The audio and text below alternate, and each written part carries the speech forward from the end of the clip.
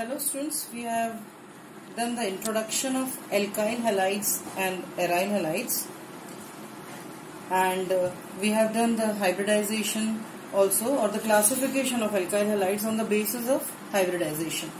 And I told you primary, secondary and tertiary alkyl halides also. As you know that alkyl halides are represented by general formula Rx. R can be any alkyl group, methyl, ethyl, butyl, propyl, anything. Rx. So Rx involves CX bond in it. How CX bond? Suppose if I am taking the basic alkyl halide, that is CS3X or CS3Cl, CS3Br, anything. CH3 and one valency of carbon is satisfied by halogen. So this is CX bond. What is the nature of this CX bonds that we are taking today? I am saying that due to electronegativity difference of carbon and this halogen, partial charge develops over it.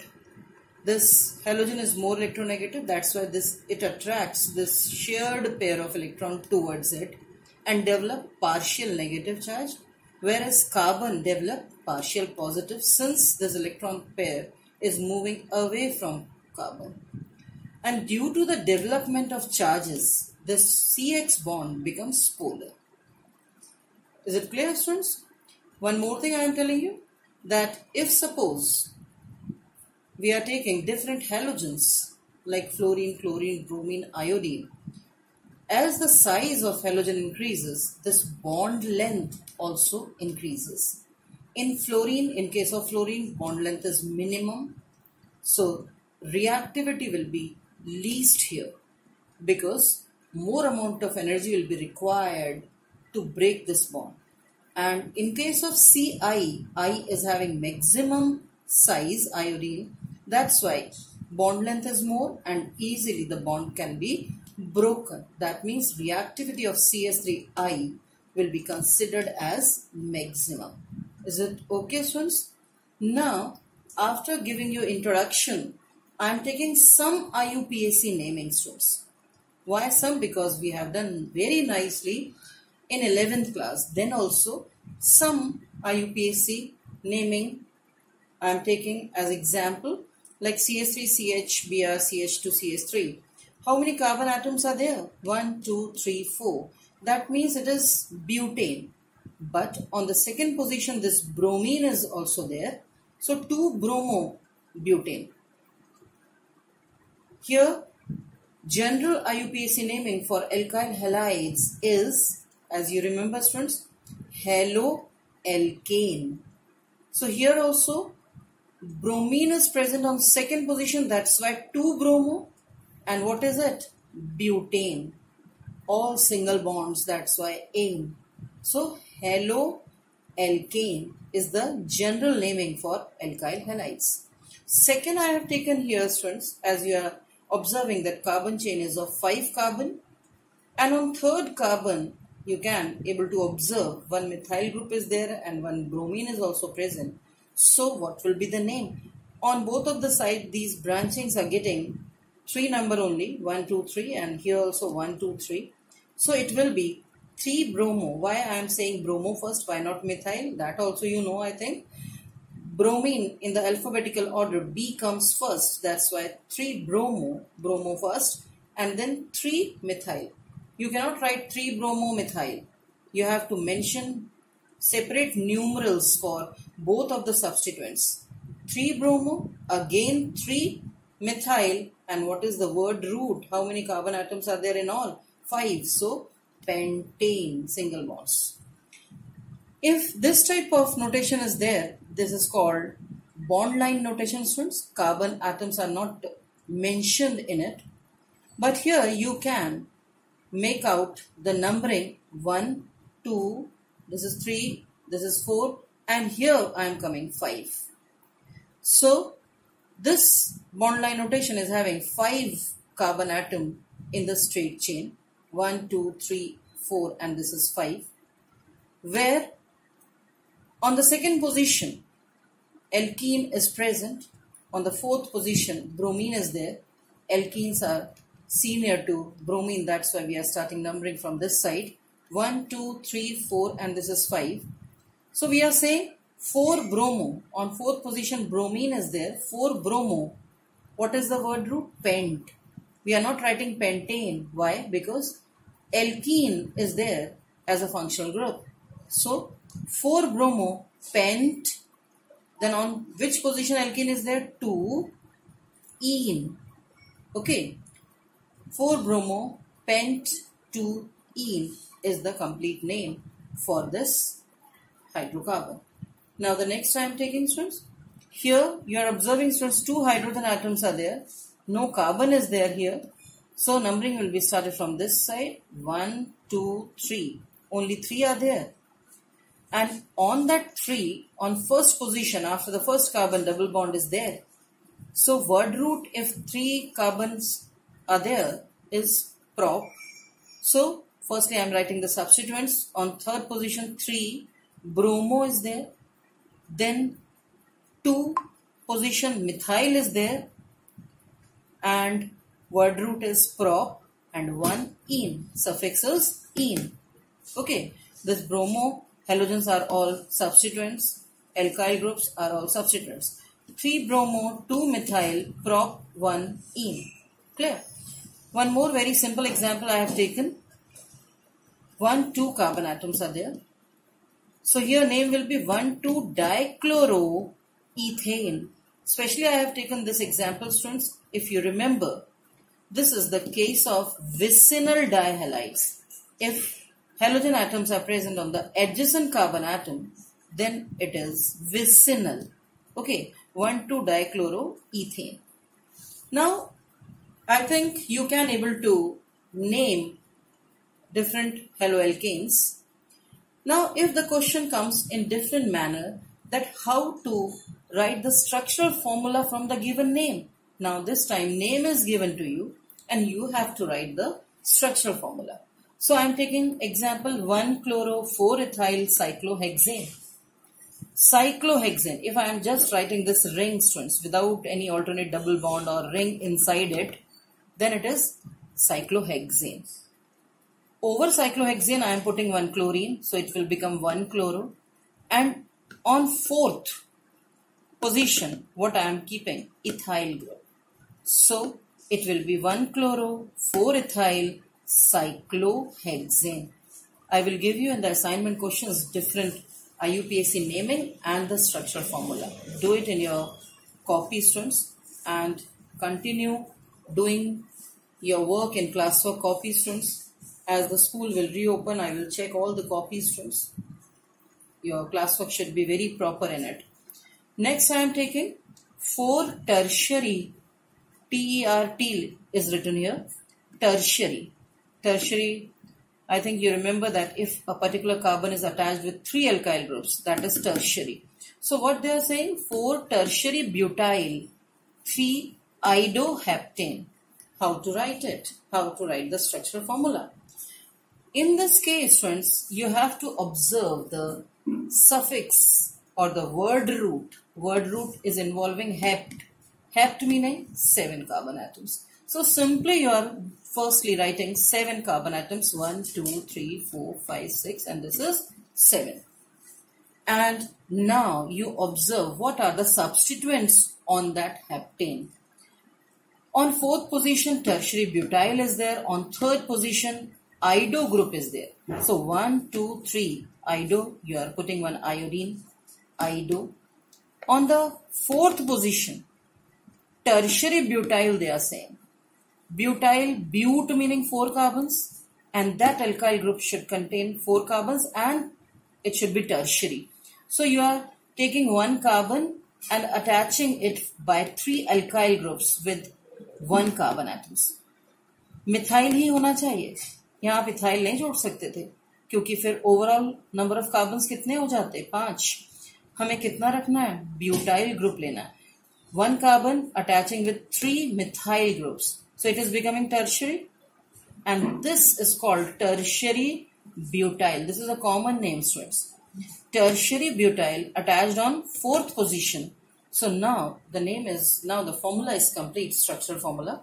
It is saying 3-ido 4 tertiary butyl 4 tertiary butyl 3-ido and heptane. Is it clear, students? 4 tertiary butyl 3-ido heptane. Clear? So in this way, students, we can write IUPAC name and we can write the structural formula also by the given name. Now we are proceeding to the next topic, and that is how to prepare alkyl halides. Haloalkanes को हम कैसे prepare करेंगे? In that series, the first method I am taking from alkanes. Alkanes से हम बना सकते हैं, students. This you have done in 11th class also. Free radical mechanism अगर आपको याद हो, students. From alkanes we can prepare alkyl halides. How? Here I have written by free radical mechanism. Free radical is a species which contain odd electron in it. So here I am taking methane, the basic alkane.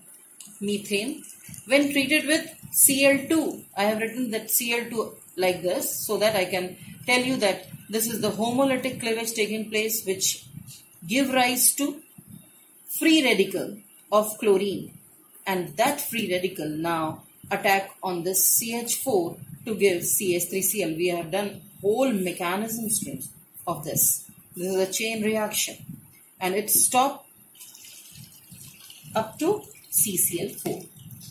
Firstly CH3Cl, then CH2Cl2, CHCl3 and lastly CCl4. All the hydrogen atoms of alkane are getting replaced by halogen. It can take place in any alkane, students. Here I am telling you the reactivity of halogens towards alkane. So in halogens, fluorine shows maximum reactivity, then chlorine, then bromine, and least reactivities of iodine. So fluorine is showing maximum reactivity towards this free radical mechanism or addition of halogen on alkanes. Clear?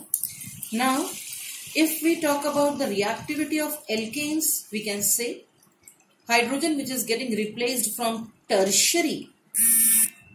As we are taking now the reactivity of alkane, here we can say that hydrogen which is getting replaced is attached to tertiary carbon, shows maximum reactivity towards this reaction.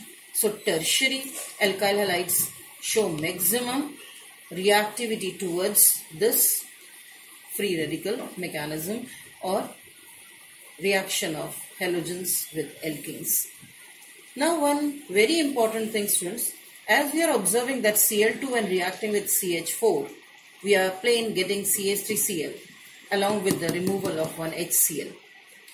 But in case of iodine, if reacting with alkanes, reaction becomes reversible. Why reversible? This question comes in board exam, that why in case of iodination, this is called chlorination. If bromine is getting added, bromination. Here iodine if getting added, the reaction is called iodination, and iodination is reversible. After the product formation, reactions start proceeding in backward direction. Why is it so? Because this HI which is obtained as a product here is acting like strong reducing agent, and it reduces this particular C2H5I back into iodine and this ethane. So what to do to prevent this reduction? This reaction is carried out in presence of some oxidizing agents like HNO3 or HiO3, iodic acid and nitric acid. कोई भी एक हम ले सकते हैं. These are the oxidizing agent. What is the function of these two or any other oxidizing agent? This HNO3 or HiO3 oxidizes this HI into I2. I2 में convert अगर हो जाएगा ये HI, there will be no more HI then to reverse this reaction. So what is the reaction taking place when HNO3 or HiO3 is there? I have taken HNO3 here. HI when reacting with HNO3, we are getting NO2. H2O and I2 gas evolves out. So there will be no HI now to revert this reaction. Is it clear? 3. Now after preparing alkyl halide from alkanes, now I am taking alkenes. From alkenes also we can prepare alkyl halides. Alkenes can be symmetrical, can be non-symmetrical. Now I am telling you, symmetrical alkenes, if across the double bond same number of carbon atoms are there, then they are called symmetrical alkenes. Here you are observing 1 carbon atom, that can be 2 on either side, that can be 3 on either side. Same number of carbon atom if present on either side of double bond, they are called symmetric alkenes. So alkenes when react with halogen acids meaning students HX, that can be HF, that can be HCl, that can be HBr, that can be HI also. Maximum reactivity here is of HI, that's why I am considering HI. Why HI is maximum reactive? Because bond length is maximum between H and I because of largest size of this iodine. Thus it can easily be broken. Thus it is having maximum reactivity. So HI when reacting with symmetric alkene, symmetric distribution of H and I is taking place. That H is moving towards one carbon, I is moving towards another. Here H and I, they are getting added. That can be reverse also. This time you can send I to this carbon and H to this carbon. No problem. Same product you will get. Here friends, if suppose I am taking, same as the case with HCl also, CH2 plus CH2 double bond CH2, ethene. When reacting with HCl, again you are getting the same thing. Instead of I, you are getting Cl here. Now if I am taking unsymmetric alkene, then a rule is applicable. What is that rule? Markovnikov's rule. Markovnikov's rule says in case of polar substance, as it is getting added towards unsymmetric alkene, the electronegative part move towards that carbon which contain lesser number of hydrogen atom. In 11th we have done this concept very nicely students. So Br is getting added on this carbon, in this case unsymmetric alkene, across the double bond. On this side 2 carbon atoms, on left hand side only 1 carbon atom. So it is called unsymmetric alkene. HBr is getting added, CH3, that H is moving towards this carbon which is having more number of hydrogen, and Br, which is electronegative part, is moving towards that carbon which contain lesser number of hydrogen. So product is 2-bromopropane. Same thing I am taking, but on the arrow if I am writing peroxide, in that case, that also we have done students, this rule becomes reversed, and that's why we call that rule as anti-Markovnikov's rule, peroxide effect, or the crash effect. And the case is becoming reversed. Now in this presence of peroxide, electronegative part is moving towards that carbon which contain more number of hydrogen. So Br now get attached to this carbon. And here Br, CH2, and H is moving towards this carbon. So here 1-bromopropane, and in the previous case 2-bromopropane. Only the case is of peroxide.